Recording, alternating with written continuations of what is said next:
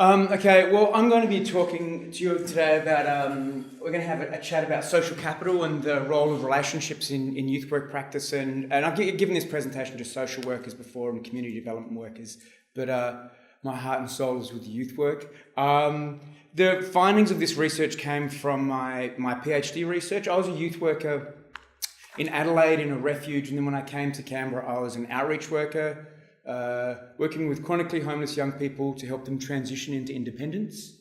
Back in those days, it was possible to give them housing and do all that kind of stuff, so it was easier than it is now.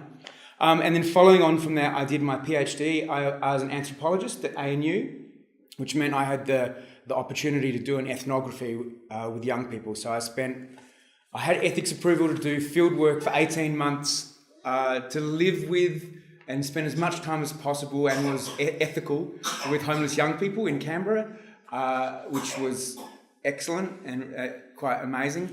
And actually the first time I gave this presentation was to a bunch of social workers about what I wish I had known when I was a youth worker that I know now after I've been an academic for 14 years or something like that. And that's really the kind of foundations of this research.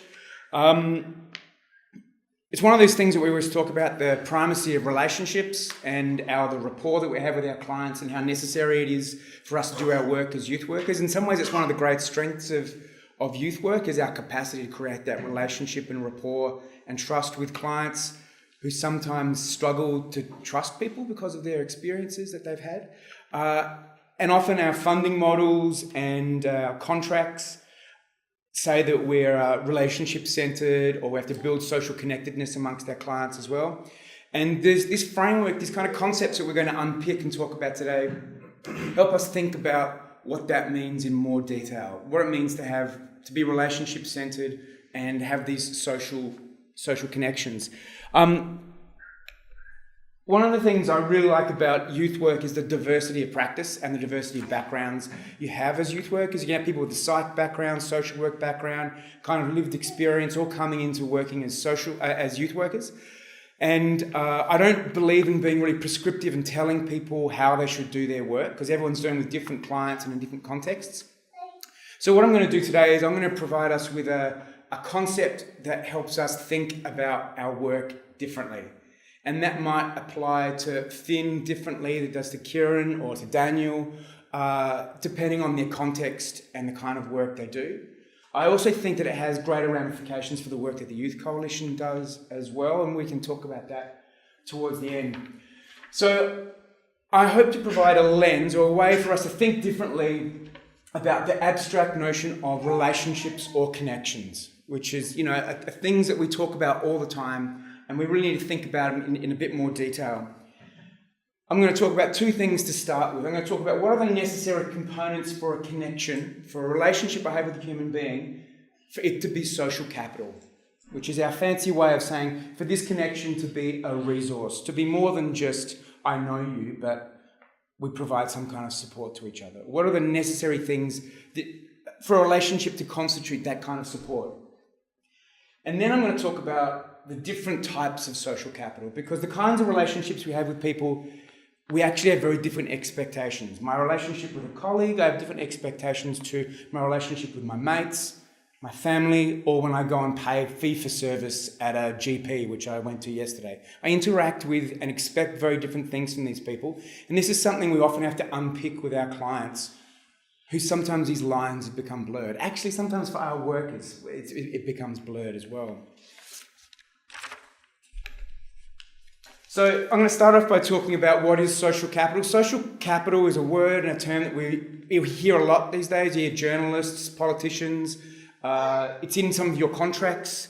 It might be in some of your program guidelines about what you do to build social capital. I hear on the radio when they talk about the most livable cities in the world, they talk about social capital and building. So I hear the term all over the place. And in short, social capital refers to and considers the relationships we have with other people as a valued resource. It was really kind of constructed by academics as a way of highlighting that material resources aren't the only things we need to provide people with. In actual fact, that's not primary. that there are other things we need to worry about. There are cultural resources, there are like skills and attributes, and there are social resources, which are actually really important. And as we know as youth workers, and we see with our clients, often those relationships take primacy for the people we work with. So it really signals the importance of networks and social connections to the social world, of our group identity and being with other people. It's through our connection to other people that we get economic capital and other kind of resources. Almost every other resource and support we get in the world is accessed through contact with another human being. And we're often policymakers overlook that, and other people, because we take for granted some of the foundations of what it means to have social capital. Blah, blah, blah. Okay, so to start with, I'm going to talk about the different types of social capital.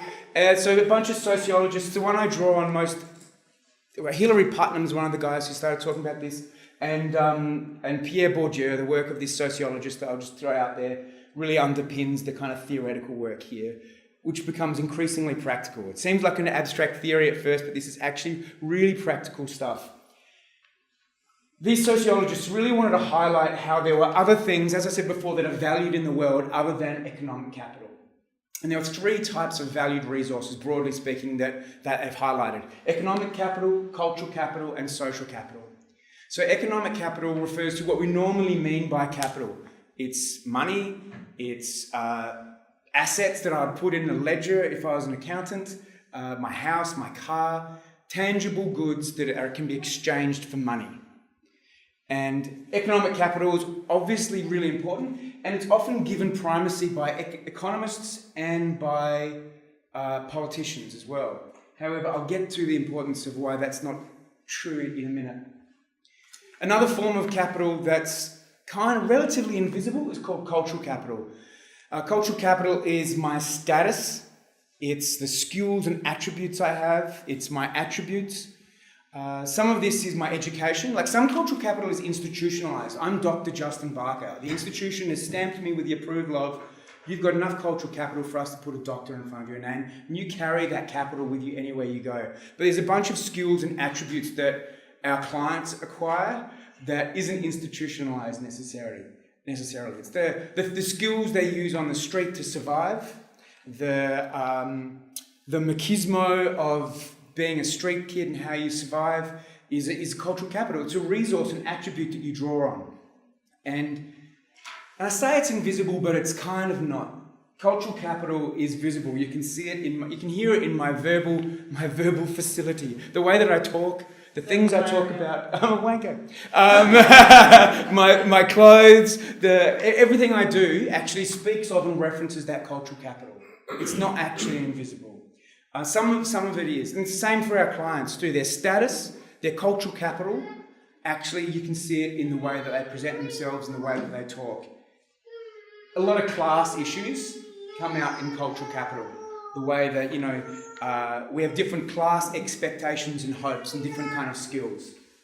So cultural capital is another valued resource that sociologists try to highlight. And then there's social capital, which I'm going to really obviously go into in more detail. As I said before, social capital is the resource of other people.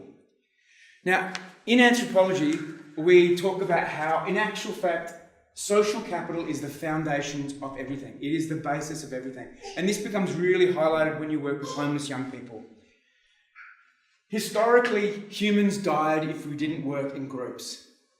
If we, for thousands of years, have been evolved to, for us to survive, I have to have and want the company of other people. I didn't have big fangs. I didn't have really good resources to survive. We needed to get into a group of people to survive. And this has been embedded in our cognitive capacity and the way we are as human beings. It's an innate drive to want to be and have the company of other people. Now, we phenomenologically experience this as just wanting to be with other people. That's the lived experience of it. But the function of it is it helps us survive. It links us to other resources. In Papua New Guinea, where I did research for my honours thesis, resources were everywhere. You didn't have to fight to get food, but what you needed to fight for was the support of other people. Those people are what allowed you to get those resources, to build a house, to be able to survive a war against other people. Other people became primary. And when you work with homeless young people, you work with marginalised and disadvantaged young people, this becomes highlighted. They will lose their economic capital and lose their money to have people in their company. They are driven by it. They are in part driven by it because it's what's been missing in their life. But unfortunately, some of the ways that they go about connecting with other people also reinforce their marginalisation. I'm sure this kind of resonates with you youth workers. So intuitively, social capital could be what we refer to as connections or relationships. But again, that oversimplifies it. It doesn't really help us understand what we're talking about. We use those terms all the time. One of the interesting things I've found out recently that is loneliness is apparently as dangerous as smoking. What was it? I think we talked about like 2 packets of cigarettes a day or something like that. That it has an impact on your health as a human being. It's so hardwired in us that loneliness kills us. It actually kills us. Not only does being with other people stop that, it also facilitates the access to other resources and supports.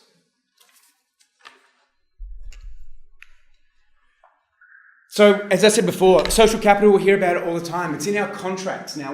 I see in contracts around the place to increase social connectedness. It's an outcome that we're meant to be achieving. And I hazard a guess that every single one of you has this as one of the things that you do in your job, either directly. It's called Why Engage, for goodness sakes. Most of your services are about helping them connect to either services, other young people, maybe back with their parents and family. But this is probably the core of what we do. One of the cores of what we do as youth workers.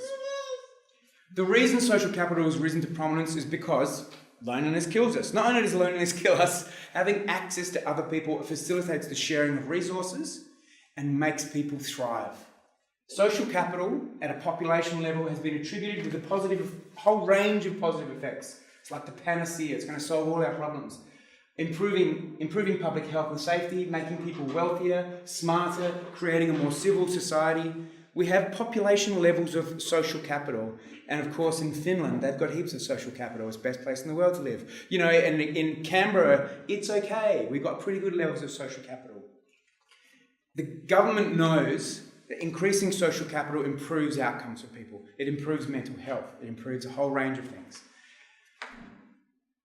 Increasing social networks and connections increases opportunities, it increases support, and it provides a safety net for people.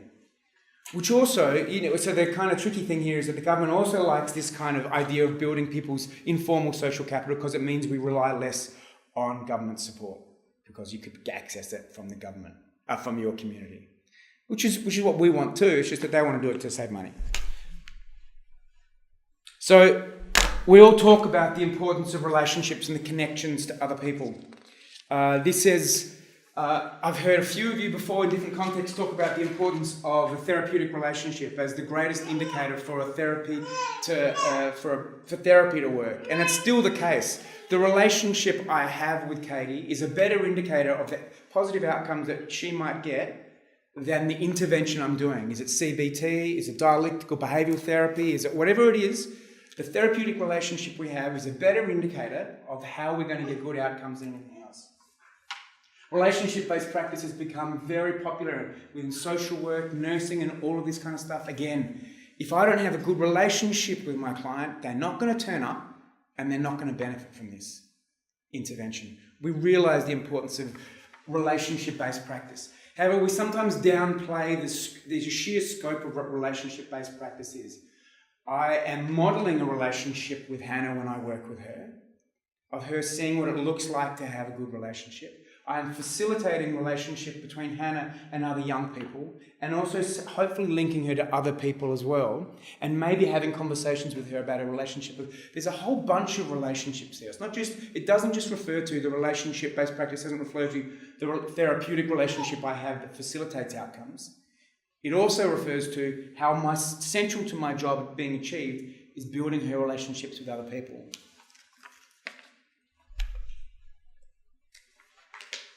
How can this idea of social capital help? Hopefully, once I've unpicked what is it that constitutes a relationship to be social capital and the different types of social capital, we'll see this a bit more clearly. We can have a couple of conversations about what does this mean for us. Often we're meant to build our social connections of our clients, but merely giving, like in the old days, here's a piece of paper with some referrals, bro, go and give them a call. And they'd give them a call and it's like, yeah, I've connected them to services, tick that box. That's really crap. That's obviously not adequate. Now I did a warm referral and I took Hannah to see Kieran, so that worked. Did Hannah go back to see Karen? I don't know. Am I only linking her to formal supports? Am I thinking about other kind of people that she needs to be linked with? When it comes to reporting what we do as youth workers and the sheer effort it takes to build relationships, model relationships, and then maintain them is underplayed. It is possibly the most significant thing we do, and we're not very good at selling it. It's often really, really complicated. Sometimes getting a relationship with a client can be hard enough. Sometimes not. But helping them have meaningful, ongoing relationships with other supports, damn, that can be really, really hard. Sometimes it's not. But we have to get better at selling this and accounting for this. And hopefully what I'm going to talk about today will help us think of better ways that in your particular context, you can report this and sell it as what you do as a youth worker. Hopefully it'll also make us think about, am I a resource to my client?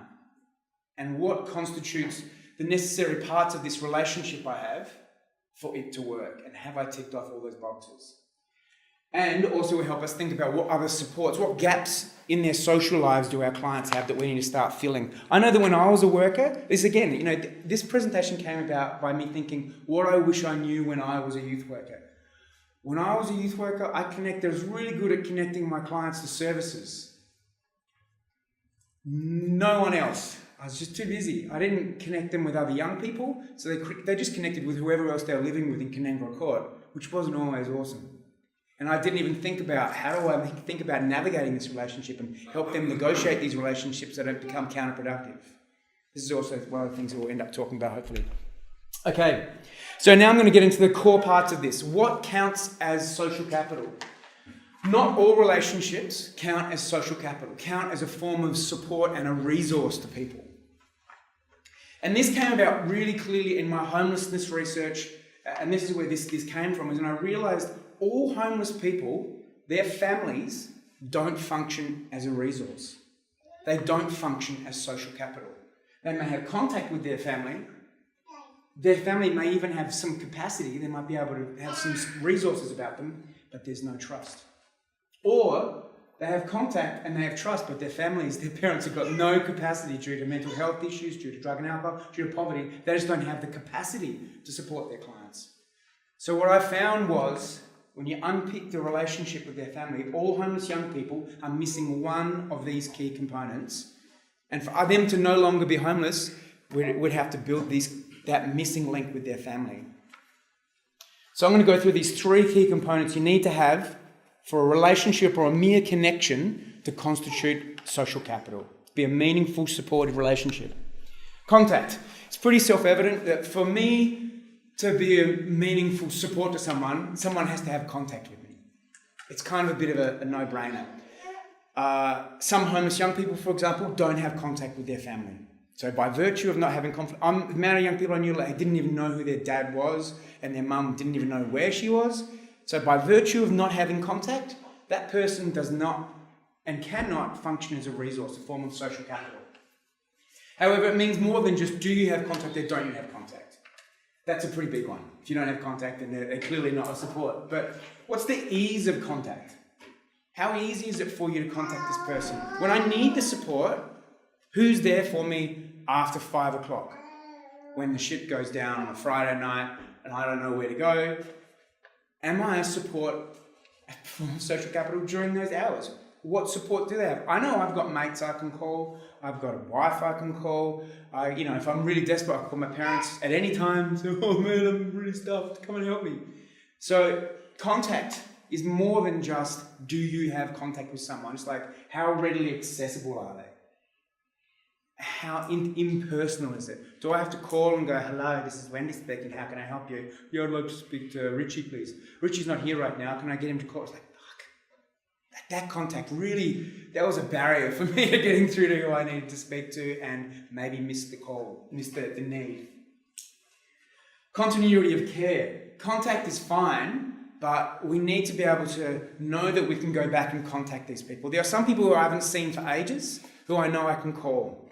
There are some formal services that I rely. Like I said, I went to the GP yesterday. I haven't been a GP for years, but I'm really good at calling the GP when I need to, and I can go along. That's a formal form of support. I've also got some mates that I hardly ever speak to, but when things go pear-shaped, I can call them and say, hey, things have gone pear-shaped, mate. Can you come and give me a hand, help me move house, or do whatever, and they'll be there.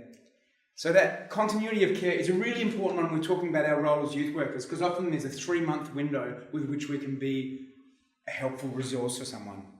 That's not necessarily true at a youth centre or a drop-in, because you might be there, and everyone knows you can rock up and those dudes are going to be there. That might not be the case if you've got some kind of step-down process of you're no longer a full-time client of mine, but I want you to know you can always contact me. But how often do we do that? Not that often. So contact, self-evidently, is absolutely paramount for you to be a form of support to your clients, or for them to have support from other people. Their family will only function, friends will only be a form of support if we facilitate and enable contact. Capacity. The volume of capital that is possessed by those to whom one is connected. That's what capacity is. That's a smart-ass way of saying, if I'm connected to Hannah, but she's got no other capital, no other resources, no economic capital, no cultural skills, no cultural attributes that are helpful to me, cultural capital, or even no other her social networks herself, then she doesn't really become a resource to me. So we can have contact, we can have a laugh, but she might not provide me with support. In the lives of our clients, for their families, for example, they may have contact with their family, but their family are unable to support them because they have got their own shit going on. Mental health, drug and alcohol, poverty, homelessness, a range of stuff. This is true for some services too. You can facilitate a connection to someone. It's like, why'd you do that? Why'd you connect them to that service? Hopefully because it's addressing a need. Like, I'm going to go with this young person to Katie because Katie's going to be able to do this. She's got something we need. She's got capacity. So when we're thinking about capacity and thinking about the way we work with our clients, we can think about it in a couple of ways. I can map out with my clients. There are all these needs that they have in their life. Who are they connected to that help them address those needs? Like I said, nearly every need, every support involves social capital, even if it's a phone line or a support to an organisation or a link to a human being. So you can start with their needs and go, what needs do they have? And like, man, they've got no one to have fun with. Man, they've got no one to hang out with. They've got nowhere to access money. Well, how will I do that? They all require us to think about who do we need to attach them to. When I'm assessing whether someone forms a form of social capital for a client of mine, again, they may have contact. You go to Canangra Court, they're connected up to Wazoo. They've got heaps of connections. Like I'm connected to everyone in the flats. How many of them have capacity to support me? Not a lot of them. Oh, okay. I might need to connect them to other people who can provide some form of support. And look, and that's not entirely true. I stay at Richie's place sometimes when I can't go back to my place because I'm scared shitless. And I might say, let's get high, bro. This just to hang out and it's really because I don't want to go back to my flat by myself. I go to Daniel's place when it's his payday. Hey, man, how you going? Oh, it's your payday. Cool. You got food? There's this whole kind of moral economy of how you share resources at Canangra Court and Stuart Flats, and when they tear that down, that won't happen anymore. They do use this. Young people have lots of contacts and they do have capacity. Some of that capacity is vital to their survival, and some of it isn't. And I get caught in this cycle of, next time I have payday, Daniel turns up to my place and goes, hey, shit. Yeah, I'm going to have to pay back Daniel instead of paying my bills because he'll beat me up, but my landlord won't. So I've caught myself in this cycle of reciprocity, which isn't always awesome. So, honestly appraising the capacity of their contacts, not just the ideal ones, is an important part of what we do as a youth worker. I'm connected to some people in Canangra Court, and they are a part of my life, and I cannot pretend they're not. And I might not even want to wish them away because they're still part of who I am and who I socialise with. Okay, the third part, in some ways the most important part. You've got to have contact with someone for them to be a form of social capital. they have to have some form of capacity, and you need to have trust. Now, and this is this came from my homelessness research. Most of the young people I spent time with, spent enormous amount of time, and actually some of them, to be honest, I knew when I was a youth worker, then through my field work, and I still have contact with now. I met a lot of their families. Most of them had contact with family. Nearly every single person, even the ones who've been in and out of foster care since they were 5 years old, they knew where their mum and dad were and really wanted contact with them. Sometimes their parents, they had contact with their parents, and then I had those clients and those parents were very well resourced. Wow, you work for DFAT, your dad's in the military? Okay. Why are they homeless? Because they didn't have any trust. Something had fractured that trust. Something had broken it down. Sometimes it's the lack of capacity that the parents have that led to the breakdown of trust. So these things aren't actually unrelated. But there's different types of trust that we have with people. So with the homeless young people and their families, sometimes that trust has been broken down because the dad and the mum are abusive, violent, there's conflict. Sometimes it's because the kid's behaviour, the parents go, we can't trust you anymore, you're out. Whatever it is, that's been fractured. And breaking that down and thinking about what that breakdown in trust is really meaningful to repairing that relationship. As workers, they need to trust us. And we all know this. Sometimes trust comes first and then that allows us to do work with them. Sometimes we have to do work with them for ages before they go, okay, he's actually reliable and going to keep coming back. Now I'm going to trust him. But trust does mean different things. And I was talking to someone about this the other day. I used to have this one young man who was awesome. I love him to bits. He used to talk about his co-offender. I don't trust my co-offender, but I wouldn't stuff him around because we need each other. It's not like I trust Hannah, but when we do crime together, he used to do break and enters. Sometimes it will turn into a home invasion if you went pear-shaped. I don't trust you, but I also know that we need each other. It's kind of mutual obligation. We're kind of tied to each other by that kind of relationship. It's not really trust. It's not really awesome. Some relationships are reciprocal, and anthropologists love going on about reciprocity. The way that you create relationships is by sharing stuff. When you share something with someone, you're not just sharing this physical resource, you're creating a bond and an obligation that can then lead to a relationship. Reciprocity is pivotal to most relationships. That I give to you, and you go, oh yeah, okay, cool. And then you give to me. And sometimes that's delayed, and sometimes I give to Finn, and then I'll give to Finn, and then I'll give to Finn. And he's like, man, when's Finn going to give back? And if he doesn't, it kind of undermines the relationship. But then he does, and I'm like, yeah, cool. This is part of what... The reciprocity, that exchange of resources isn't the only reason we're there. And anthropologists will go blue in the face telling you the exchange of gifts, of material resources, is more about creating relationships than it is about sharing resources. However, you can only continue to share resources and be a form of social capital and support to each other if there is trust there. And we have very different sets of expectations and norms when it comes to different types of relationships, and that's what I'm going to get to next. We, as kind of, the people we are, have certain types of expectations of relationships from our colleagues, from our families, from our friends, and from formal services. And we know what those expectations are, and we know not to cross those lines. I'm not going to talk to my GP yesterday about some stuff. It's like, okay, this isn't the place for this conversation. I'm not going to talk to my colleagues. Actually, that's not true. I talk to my colleagues about anything. But, maybe if I was more professional, I wouldn't talk to my colleagues about some things. There's certain kind of boundaries there. I have different conversations and expectations for my friends and my family. And being aware of these differences across these relationships is really important for us to foster them. It's often a real... And these three things are interdependent. Contact, capacity, and trust. Someone doesn't constitute a form of social capital if one of these are missing. Like I said about homeless young people, they can have contact with their families. Their families can have capacity. They might be a well-resourced family. And you might think, why the fuck are you homeless? Because there's no trust. Something has happened there. They have the expectations have been breached and broken, and we need to think about, is that repairable or not? Do we need to facilitate access to that type of support through a different connection? So, We know what it takes to make the form of social capital. Now I'm going to talk about the different types of social capital because this will help us unpick who we're connecting our clients to. Not all relationships are the same. We don't expect the same things from them. Talking about different types of social capital draws our attention to the different dynamics of these different relationships and the different connections we need to facilitate for our clients or for ourselves.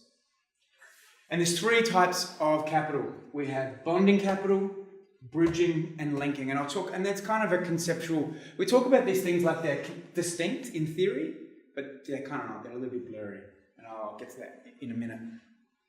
And I will argue that family is a different type of social capital. The expectations we have of family is very different from these. Okay, bonding social capital. Bonding social capital is the relationships, the ties between people who are in a similar situation, the bonds between relatively homogenous social groups. We have shared experiences and expectations. These are my mates.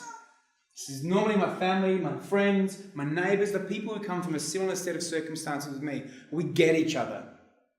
When you hang out with bonding capital, there's a whole bunch of taken for granted assumptions about we have shared experiences, we come from the same place. In the research we've done with young people who've experienced disadvantage and marginalisation, they often want to hang out with people who get their experiences. They go, this person gets me in a way that other people don't get. They often have the same socio-economic position as you, educational position as you, similar type of aspirations. What do you want to do? They're like, well, I want to become a lawyer. What do you want to do? I'm public housing and disability support pension. Oh, okay, there's very different expectations. Probably not going to be bonding capital. Now, in the sociology of social capital, bonding capital is often seen as bad, especially amongst our clients. A really good example of bonding capital is a gang, because they're facilitating resources and the access and distribution of support. They really are providing each other with support and friendship and comradeship. But it's also really hard to get out of it. You can get stuck in that bonding capital. Wendy Bunston the other day talked about that young person who got themselves involved in a pedophile ring, because in that pedophile ring, they found that belonging, that connection, that sense of value that they hadn't found anywhere else in their life. Bonding capital is a really tricky one. Bonding capital for us might be fine. Middle class people, and I'm making a whole bunch of assumptions about who's here, and that's not fair. For me, bonding capital might be fine. It might not be counterproductive. But for a lot of our clients, bonding capital is what can contribute to keeping them down. It helps you get by. It's really important to survival. The Canangra Court network is really important to survival, but it's not going to help me get ahead. It may even keep me down. Within the kind of norms of bonding social capital, we have what we call downward levelling norms. So Finn and I are the same age, same social age group, same expectations, and we have norms that help us keep each other in place. And I've seen this with old clients and then research participants of mine. I remember this young woman like, hey, your boyfriend's coming out of rehab. And he's been addicted to ice. That's awesome. He's like, yeah, but he's going to have to get back on it when he comes out. I'm like, what do you mean? It's like, it's what we do. We do ice. Like, what's he going to do? Come back and hang out with us and not do ice? That young guy didn't go back there. He got a job at Woden working in some retail job because he wanted to break out of that social network. They were pissed off. He betrayed them. Like, fuck you. And that young woman beat the snot out of him. And they were like, yeah, totally. Because these are downward levelling norms. That's not okay. Who do you think you are? So this is often what happens with bonding social capital. There are a lot of other positive, like those little kind of networks, business executive networks are also bonding social capital. They keep advantage within a small group. So the dynamics of bonding capital can be different. But this is the people who are like us, who we most easily get along with. Most of our clients have bonding social capital. They're either forced to live with it in their public housing, they meet it in the refuge, they might even meet it at, juvenile detention. That's where your bonding capital really gets tight-knit. Bridging social capital, however, are connections to more diverse or heterogeneous social groups for people with slightly different identities, slightly different socioeconomic, slightly different experiences, slightly different backgrounds, not quite like us. These are the people, this is where we see social capital being a benefit. These are the people that the research says we want to facilitate connections to a diverse group of people. It helps us get ahead. Bridging capital often turns into the people that help you get a job. Bridging capital will help you experience and realize that you could be behaving and doing things differently to who you are now. A role model is bridging capital. So when we're connecting our young people to other people, we don't just want to be connecting them to bonding capital or not even thinking about it. The research tells us bridging capital is paramount to our young people progressing in life and getting ahead. Now, for a lot of us, our bridging capital is we get it through school. At school, there's a mix of different people. You know, I get to meet different cultural backgrounds, economic backgrounds, religions, different expectations. He's a sporto, he's a nerd, he's a whatever. You know, there's different people, and I get to know them all and like them and get to change what my expectations are. Then I leave school and I go to uni and I meet even more. Wow, man, they're different people. I'm talking about me here. And then I join a workplace, and again, wow, I never met anyone like you before. It's interesting. It changes who I am, and it facilitates me to improve my life, to think about different ways to do things and be things. But if you don't go to school, or if you don't go to work, in the old days, one of the most famous books about social capital is called Bowling Alone, how we used to join clubs and would meet people. We used to belong to churches. We would meet people. You meet old people, young people, people with disabilities, fathers, mothers, a whole range of people, and it would allow us to see the world differently, but we don't belong to the same institutions anymore in the same way that we used to, especially marginalised and disadvantaged young people. So bonding and bridging capital are both informal supports. Now, linking social capital, again, is a different one. This is what we are. We are a form of linking social capital to our clients. It refers to the ties and relationships with institutions and people who occupy a relative position of power, such as a service provider or a government agency. This isn't really super friendly interactions all the time. They're not as warm as bonding and bridging capital, where we're like, hey, how you going, man? It's like, I might be paying for someone to come and do something. I went to the GP yesterday. I'm very good. I'm part of the worried well. I'm very good at accessing linking social capital. If I feel like I need a psychologist, I go to a psychologist. If I need to go to a GP, I'll go to a GP. If I need to access whatever, I have no qualms about going to them and paying them for it and expecting them to do their job and go, man, you didn't do your job properly. Can you come back in tomorrow? I have very different sets of social expectations. So a lot of our clients, marginalised and disadvantaged young people, have a lot of bonding capital. They're connected up the wazoo, maybe with the mob that they met at juvenile detention, they met in Canangra Court, but they might not be in school and might be meeting other people. Kind of more pro-social capital, positive social capital. They often have linking capital because that's what we're really good at doing, facilitating links to other formal services, which is awesome because they need that. They might not have access to some things, so, I might use my mum as a counsellor, or my wife, or my best mate, but if you're socially isolated, I might actually have to connect you with a formal form of counselling for you to debrief and talk about your emotional stuff. And linking capital is a really helpful term when we're talking about what we are. It reminds us that we are a link to other supports for our clients, but not just to other forms of linking capital. Because that's actually not where the evidence lies. We need to be thoughtful about who we're linking them to. Okay, so what we have is these are the things that are necessary for a connection to someone to constitute social capital, for that person to be a resource, to be a meaningful form of support. And we have different types of relationships. Who do they have contact with in their bonding capital, bridging and linking? What kind of capacities, what kind of needs are being met by these different people in these different types of connections? And do they trust them? They could be connected to a whole bunch of services that could provide these things, but as soon as we back away from them, I'm not going to go back there. Are you kidding me? I don't actually trust them. I only turn up there because you turn up with me.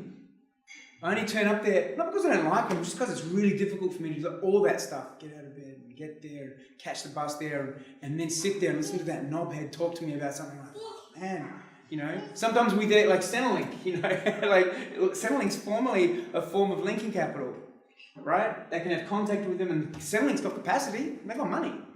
Do they trust them? Hell no. So we need to help them navigate and negotiate this relationship, but also help them understand what that means for them to navigate and negotiate that relationship. Now, bonding capital. As I said, a lot of our young people got bonding capital. Yeah, got my girlfriend, got people hanging around my house, go off our chops. It's awesome. It's great. We support each other, have good fun, and that's important. To be able to have not getting off your chops is important. Having fun, having people who you have fun with and a connection with is really, really important. And sometimes we're not thinking about that either because we're so busy thinking about linking capital. But that's why they'll find this. Connected? Do they have capacity? Yeah, they have good fun.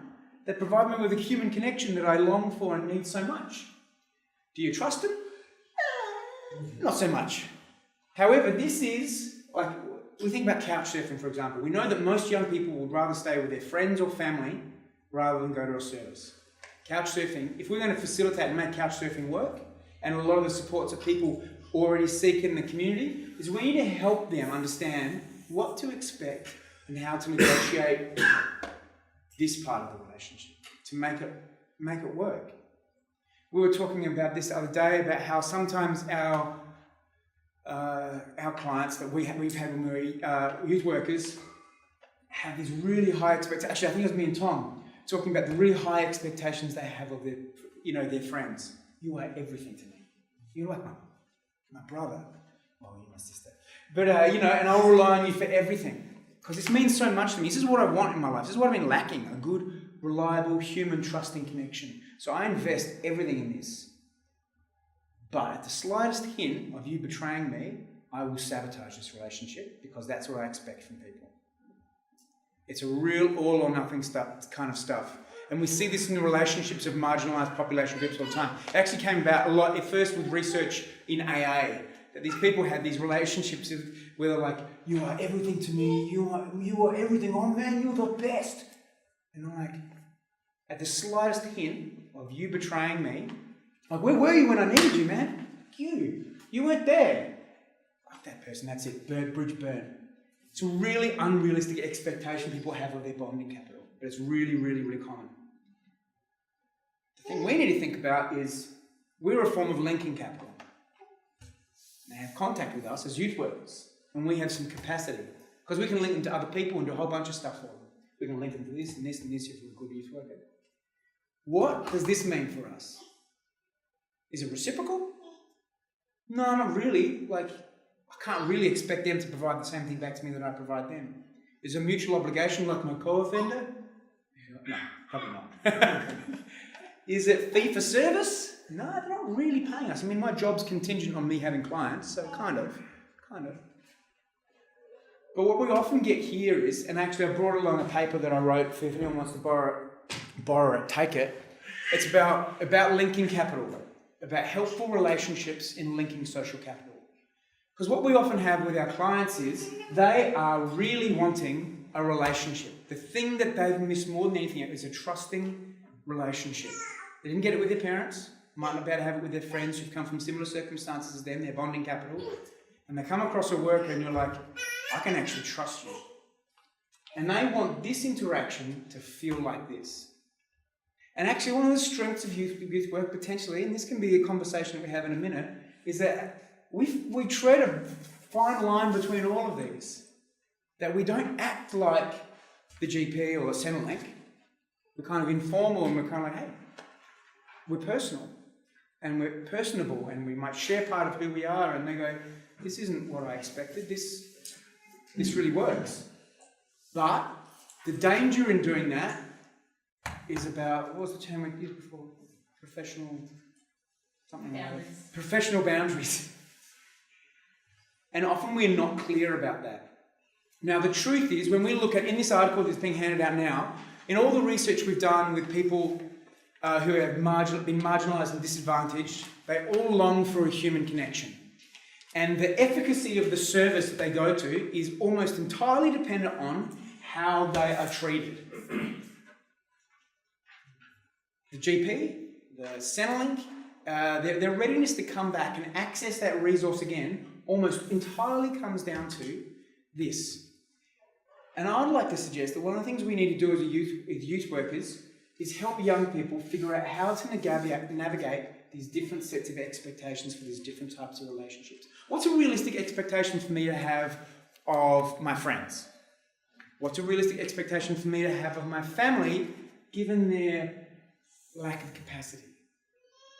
I've seen that happen lots of times too. Like, I want my dad to be there for me. I want my mum to be that mum that the TV shows tell me that mum should be. Even though she's got a mental health issue and a drug addiction and sometimes homeless herself, I still really want her to be that thing. And having that expectation of her is what makes it really, really difficult, because I'm disappointed and fuck them. They didn't do it again. Maybe they need to shift what their expectations are of their family because of the lack of capacity, and think about, what kind of relationship do I want with my family? It doesn't mean not having one, because they're going to keep going back. They're going to keep going back. We all know that. They will, even if they're abusive or whatever, most young people will still go back. So what does it mean for them to have this? How can we help them negotiate that?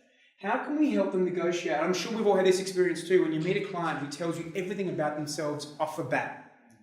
I was raped when I was 10, and again at 12, and my mum was abusive, and my father was this, and there's like, you're like, holy crap, you're disclosing everything straight off the bat. This is a common tactic people use to create trust.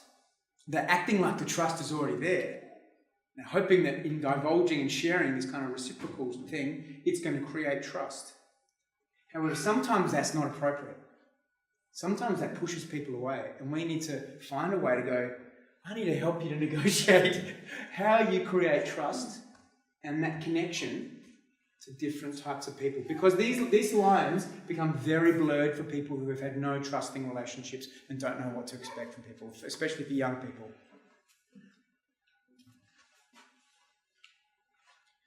I just want to finish off by talking about family as a form of social capital, because I think this one's really, really important for us as youth workers. As I've alluded to before, nearly all of the chronically homeless young people I knew still had contact with their family. Even if they didn't have contact with their family, they wanted to. Even if they didn't know who their family was, they still wanted to have that connection. We see it with kids who have parents in prison, where they might be really counterproductive. They might not be an awesome influence in their life, but they still want that connection. And we have to think about, what are our expectations of family? Like, I know I'm a parent. I know that my relationship with my kids is not reciprocal. That I will do everything for them, and I don't expect them to give anything back. They do give back. It's incredibly rewarding sometimes. And sometimes, I woke up this morning, one of my daughters was cleaning the kitchen. I'm like, whoa, it's reciprocal. It won't last. And I think she's getting paid. I think she thinks she's getting paid. But, I know what that relationship is with my kids.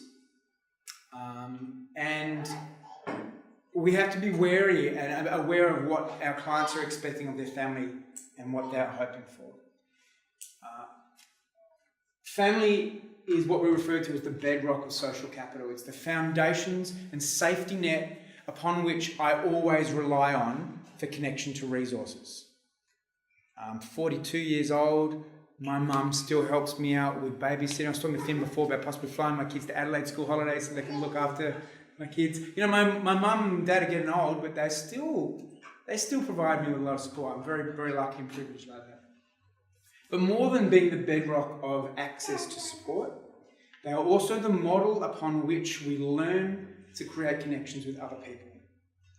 So knowing what someone's family experience is, and their lack of trust, and those foundations of social capital of our clients is really, really important, because they're going to be using that unwittingly as a model for how they connect to other people. So increasingly, we need to become very aware of how their relationships with their family, both historically and their expectations and hopes now, shape the clients we work with. Even though we're very busy transitioning them to independence, it will forever be a spectre that looms in the back of them, their minds about how they connect to the world, how they then go about creating other relationships and filling certain gaps and making their own families as well.